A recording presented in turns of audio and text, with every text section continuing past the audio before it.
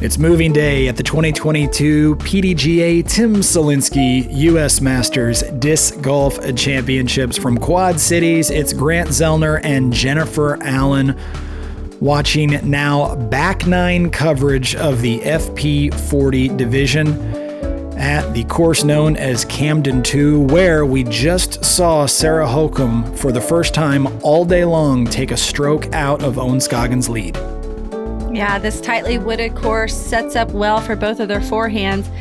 A couple of other players kind of trying to move into the mix here. We have Jenny Umstead, who is at one down, and Melody Ring also shooting well so far.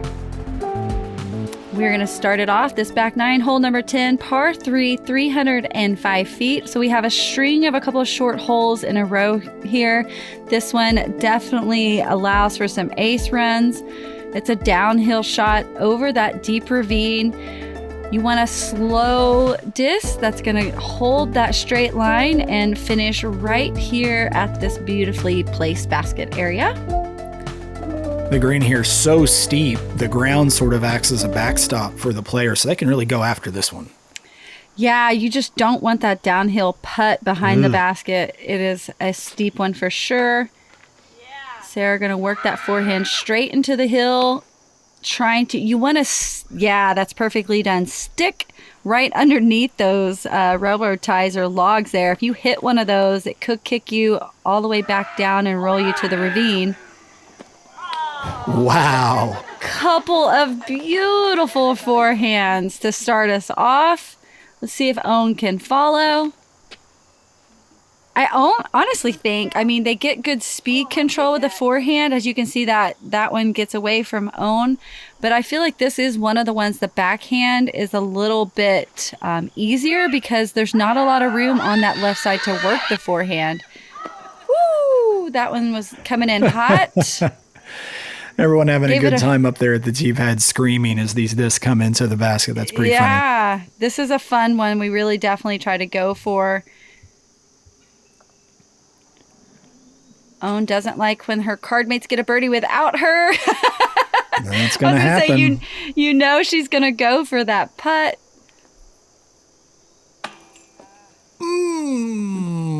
Stephanie just off the edge of the basket. It was a great bid, though, and that's still a really long, difficult putt. Kim having that little bit of a downhill putt, as you can see. Sarah still a little closer. Yeah, just like that, the lead in 2 holes, 2 strokes get chopped out of Scoggins' lead. Yeah, we don't see pressure put on Owen too often, so we'll see how she handles this. We have one more short hole coming up, and then we get a few longer holes. Not letting go of that one. Basket likes that disc. Yep. So now the lead just 5.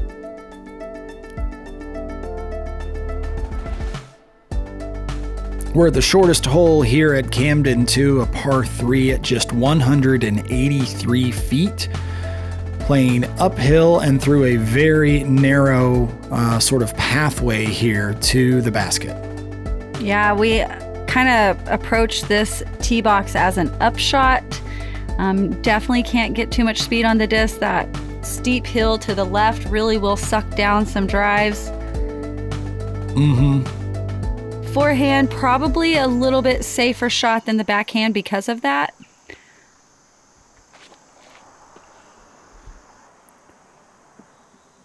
And if you get off there to the right, that's just fine.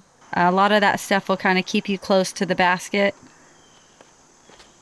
Yeah, there's a little bit of a gap over there to the right that's difficult to see from our camera placement behind the tee, but it's definitely there.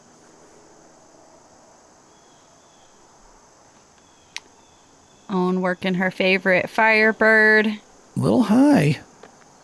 Yeah, favorable roll, though. Always smiles because she knows she got away with it. Boy, she gets away with a lot sometimes, doesn't it seem like it? Yes, it does, especially when you're playing against her. You're like, what? Stephanie beautifully weighed and measured there.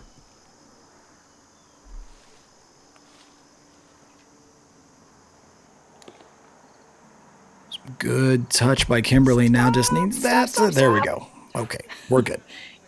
Now you never know. I know. Not here you don't. Now Own really stretching out that short little frame of hers. And off the edge.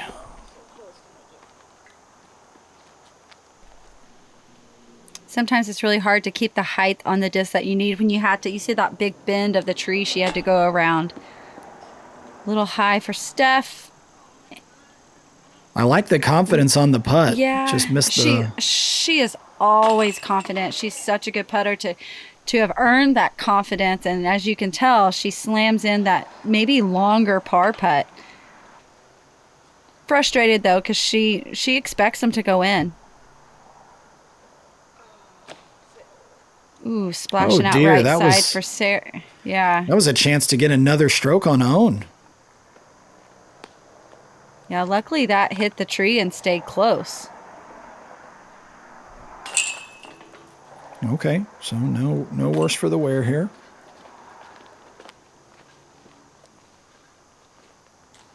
And here we have that 183-foot hole. And no birdies. No birdies on the lead card, at least. Yeah, it's so frustrating. You think it's just, you expect this easy hole, and it was very difficult for most of us every round. Yeah, it really was. Got some teeth there at hole number 11. It does. It's sneaky.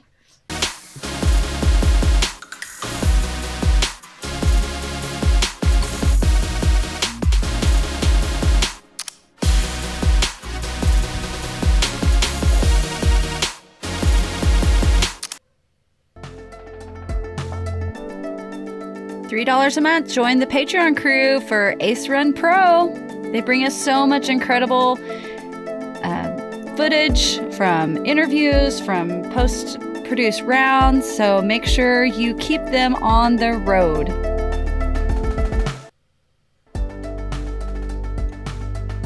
All right, hole number 12. This is a par 3, 440-foot hole over this ravine. There's a line you can see the drone is flying here. That's more of a hyzer route along the right side.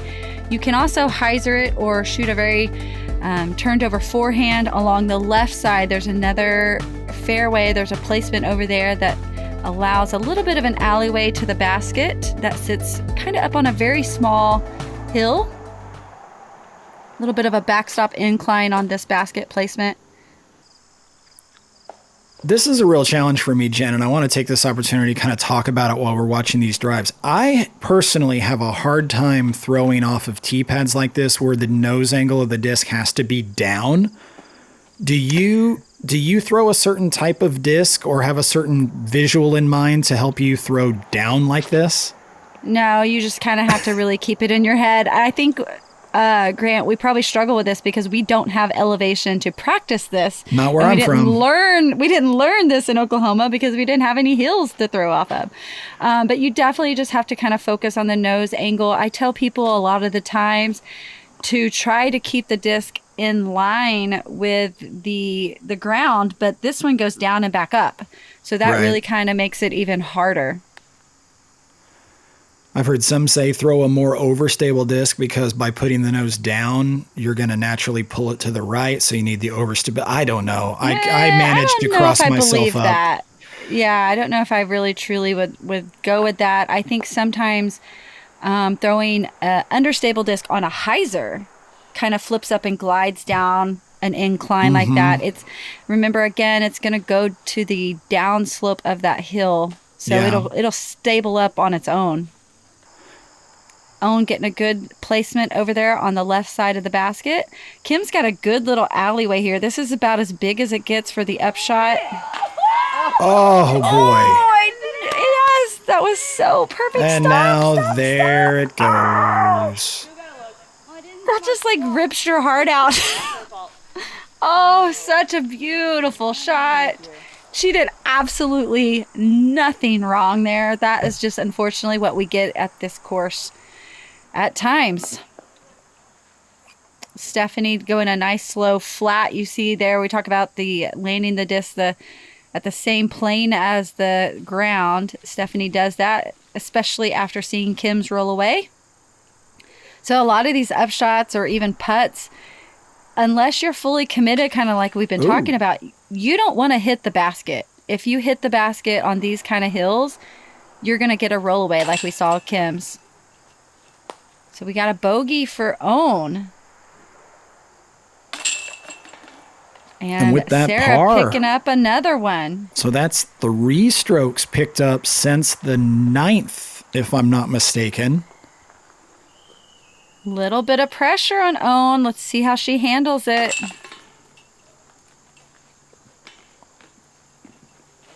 Do you know, having played with Own a lot, Jennifer, does she watch scores? Does she check her phone or whatever during the course of the round very much? I really think she just kind of always sticks to her same game plan.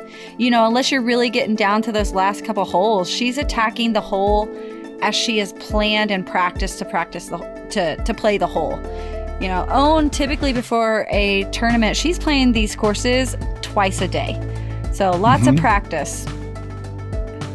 Looking now at hole number 13, this is that one of these things doesn't belong hole here at Camden 2 because we're out in the open, at least for the drive. Par 4 at 640 feet, all the way down the hill to the base here and then back into the woods to a sort of diabolically placed pin here on this little mound. It's a meaner. That's a mean one to put that basket right up there.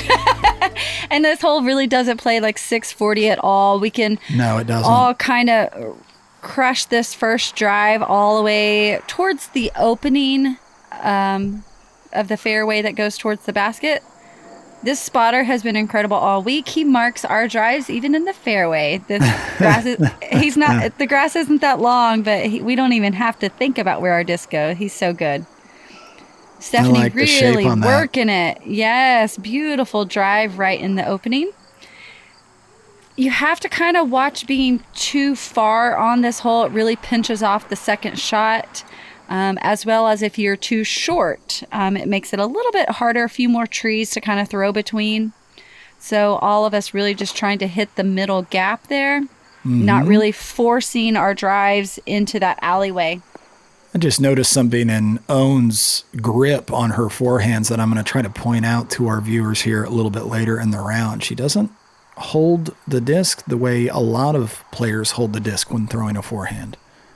There's usually 2 different styles of grips on the forehand throw, the power grip or the control grip, but you do randomly see some other holds. I'll be sure to on point the that hand out. size. Yeah, that's true. I'll be sure to point that out later. That was nice. That's perfect. That's so hard to do on this hole.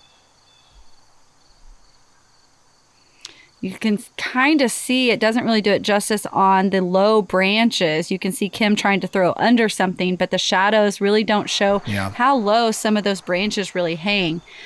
This is what I was talking about, how that left side of the fairway really makes for a harder upshot because that tends to happen. Yeah, come in with that angle with the backhand. The spin on the disc is going to cause that disc to turn on a little bit of an edge and just sort of loop. And here we are having to commit again to a putt. Boom! Beautiful birdie 3 for Kim. Such a great putt. If she would have crested that hill, she's looking at another 20, 30-foot putt back. Sit. There we get that roll Every time, and it goes further than your first putt. It's so hard when you get a couple of these in one round to really let it go. You know you're a good putter, but she's not even going to go for it. You had to be careful kind of even on that, just tossing it up. Nice birdie for Sarah, and I think we're going to see a tap in for Own.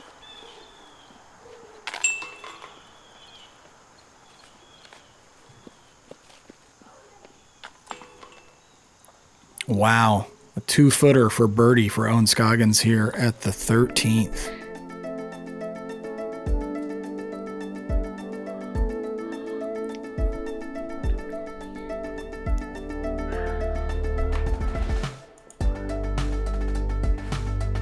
All right, we have hole number 14. This is a very difficult par 3, 269 feet. You really want to at least try to manage your disc right up here to the top of this hill. Anywhere landing right up at the crest of the hill allows you to approach the basket safely. Being too aggressive on this hole that looks like it was recently cut out can give you a horrible, nasty kick down into the trees. And because it's new, it's just very rough if you get off the fairway. Forehand does tend to allow you to work the fairway a little bit more. Sarah gonna get it up. I don't know if it got hung up there. Looks like it did. As long as it drops straight down, she should be okay. It's the kicks on this hole to the left that really will bring on some trouble. Kimberly, ouch, she said after that one left her hand. That's not good. Oh, that's and real neither not good. is that. This is the hole that Owen went out and even practiced more a little bit to really dial it down and figure out the game plan. She, little spoiler alert, she changes her game plan after this hole for the final round. We ended up on the same plan. That's called extra safety. Right. So now we see Owen from down in the middle of nowhere trying to advance. I'm surprised she got out. Like, it is such a brutal placement down in there. She manages to get right back up, so she's going to be able to save that bogey. Yep, that'll be for bogey, that next putt at least. Sarah getting a little bit of a roll here. If it settles, the putt won't be much longer than it would have been. It's just a different angle.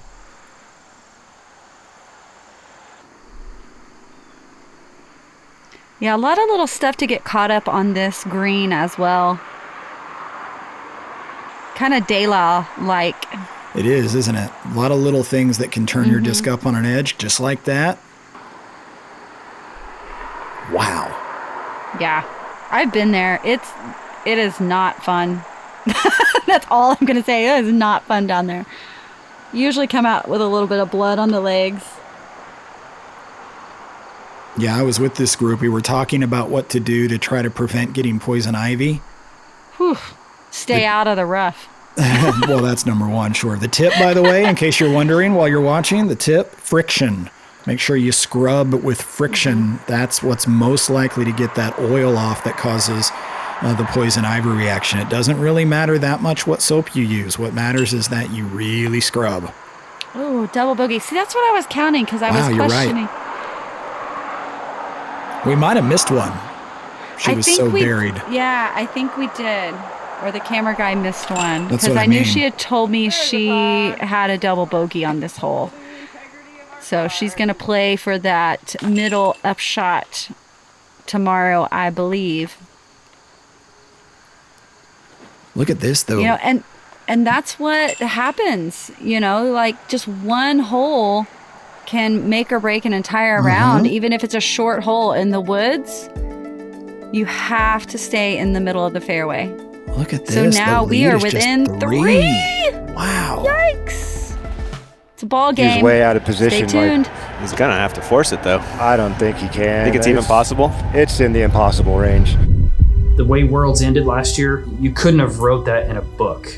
After the initial reaction, I had to process. If you don't even think it's a sport, watching this moment has to get you pumped up. He's going to need the shot of the century. I could sense something was about to happen.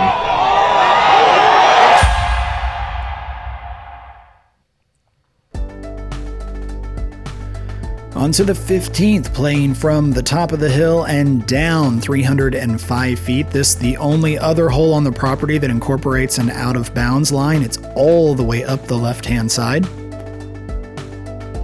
Yeah, and you can see the down-sloping fairway really pulls those shots to the right, but you can, if you put too much hyzer on it, get that unfortunate skip up to the left. This OB line, though, is pretty heavily, I wouldn't say wooded, but depending on, as long as it wasn't too sharp of a skip, you can usually get that kick back in bounds. Kim taking the nice hyzer route. That is And one perfect of the skip. better Roll it drives I've back. seen. Wow. Well, you missed mine, Grant, but this is absolutely gorgeous as well. I think the third round, I only say that because I hit the basket. I said I've seen. I didn't see yours. But that Wow. is gorgeous and is going to leave Kim with a tap-in birdie. So let's see if Sarah can follow that. Keep that pressure on Owen. Working that inside and then flex it back to the basket. Now needs it to sit. Ooh, way Look at too that much skip. speed. Yeah, way too much speed. This 305 definitely plays probably a little bit more to 280. Oh, dear. Did it I think not that come skipped back in and stayed. Unbelievable. Look at Gosh, it. It got hung on the tree. Stephanie getting some horrible luck here this round. Hold, And look hold, at this hold. one from Owen. It does jump out. Yeah, and that was typically what we saw was the kick back and roll to the fairway. Stephanie really having a tough break there. So now with this to save, a par. There you go. Yeah, just a tough break. Multiple holes here for Stephanie. We have one more round to go. Big jumper from Sarah Hokom, a little bit short. Owen finally gets a stroke back from Sarah and lengthens her lead back out to a slightly more comfortable 4 throws.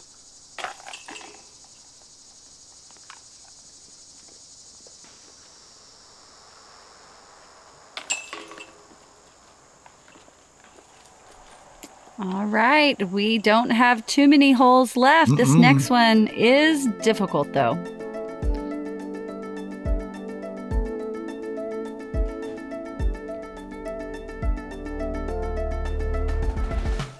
Owen and Sarah really making a big spread between the rest of the field. Hole number 16, par 3, 280 feet.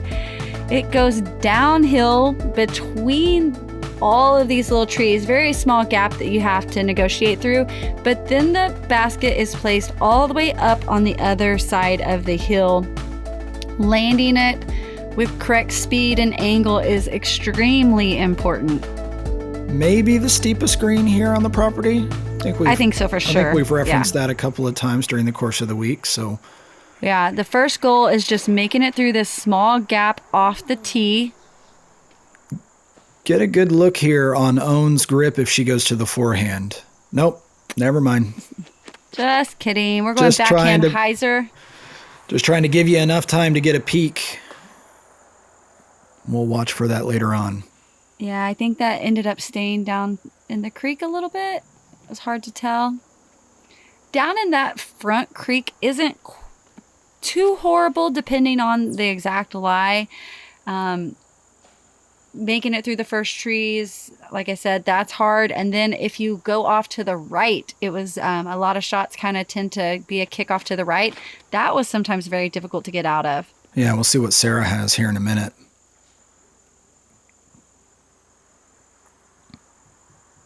I think it's hard. I think the sun coming in there, that right side rough is really tough. There's just so many little tiny scattered trees. To get a clean line was really hard. Sarah does a great job, angle and speed to stay close to the basket. You hit the ground hard, just wrong at all, and you're coming back down the hill. Stephanie was able to get out of the creek, as well as Kim. I was going to say, I think the sun kind of coming in through the trees, our camera guys were having a hard time following some of those drives. Yeah, for sure. It was hard. It was hard to see sometimes, even as a player. Oh, that's it. It's down. Good bid.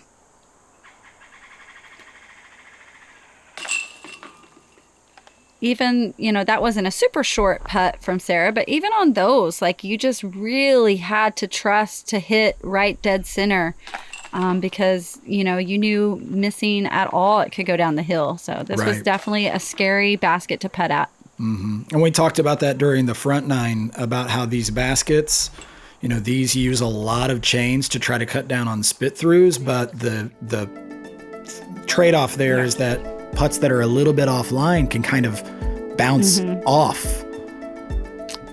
Yeah. We are now to the 17th, a 360-foot par 3. Very, very challenging par 3, playing sort of along the flat here that is between the two ravines here at Camden 2. You see the hole sort of relatively straight, sort of bends a bit back to the left, and then once again we have one of these green areas that looks flat by comparison, but in truth has a lot of slope to it. Yeah, I agree. I think this actually does play pretty straight, but just the way that the trees are makes you feel like it's not, and you kind of have to shape your shot. If you did punch through, I did see a couple of great drives by our FP40 field that made it all the way up to the basket. Owen trying to get a good skip there. She's going to have a good birdie look.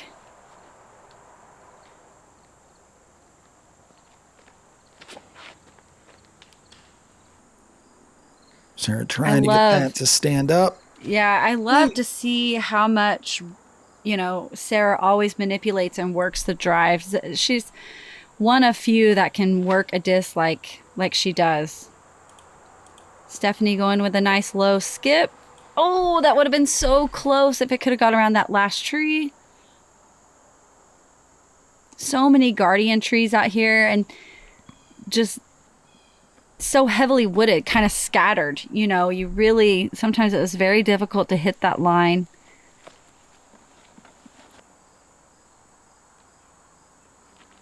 Stephanie's still really kind of having a look. Yeah, not a bad effort there. Stays close. No, that was great. This is Owen's look for the birdie. Heiser's out just a little too quick for her. Sarah trying to get one back. Yeah, that's probably about all. It's so hard.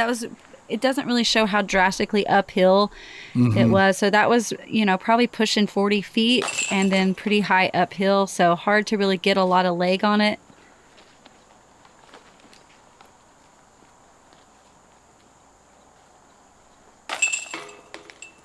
All of our women are going to tap in their pars. We are to the 18th hole in round 3. Not a bad score here at the 17th. Only one birdie given up on the entire day. Congrats to Melody Bailey for scoring the lone birdie at the 17th during round 3.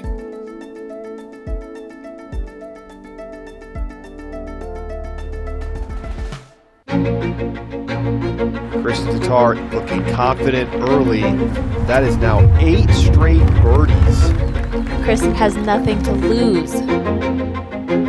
Tatar from the circle's edge for birdie. Punctuation mark on a dominant week in Emporia. Chris Tatar, for the first time since 2004, a European champion at the Worlds.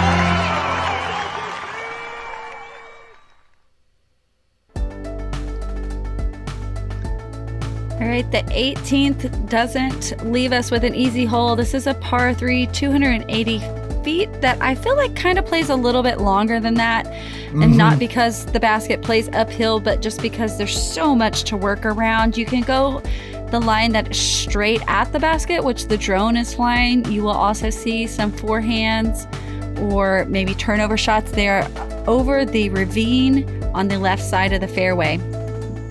This is where the ravine has the rope to climb out. Yeah, if that that's is right. any reference.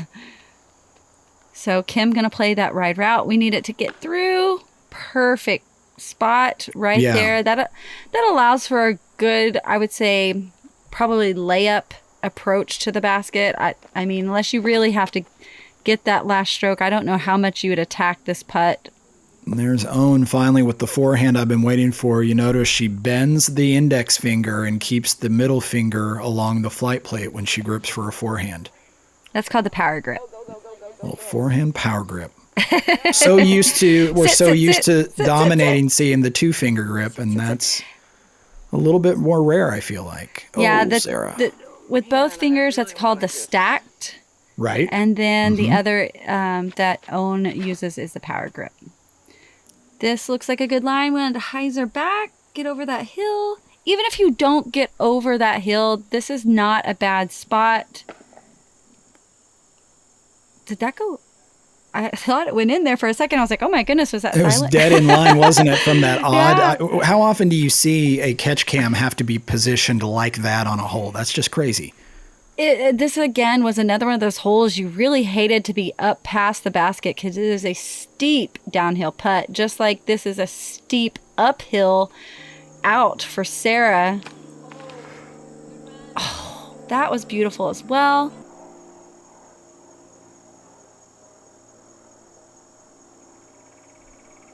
Kim looks like she's going for it. And that is like as perfect as go for it as you can get. Gave it a little bit of a bid, but it's going to sit down right there. What a weird angle. Look at this.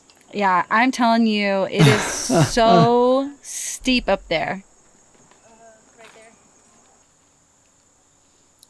So after things got really tight there in the middle. I'm almost surprised Sarah doesn't go to a knee here. I mean, it is very sharp downhill. Woo. And that shows as well. You can see how even the chains are really just the way that the disc has to hit. Right. So hard to make them stay in the basket like that. Well, things got a little tight there for a while, but now back to a 5-stroke lead for Owen heading into Championship Sunday. Yeah, we're going to crown another major. Who's going to win it? Will it be another one for Owen this year, or is Sarah Hokom going to break out her rookie year and win a major? Let's get a good look at the rest of the leaderboard as well. See if anybody was able to play their way up into contention. Looks like we're going to see Kimberly one more time on the lead card, but Jenny Umstead good enough to make her way onto the final day's lead card. And Jennifer, you're not out of it for a podium position yourself. Yeah, I was just satisfied that I could play this tournament completely with a major injury. Yeah, I think there was just 5. I think it was just Jenny and I on our own card this last day. We'll see tomorrow, but I think it kind of plays out weird on how the cut was. But please join us for the last round.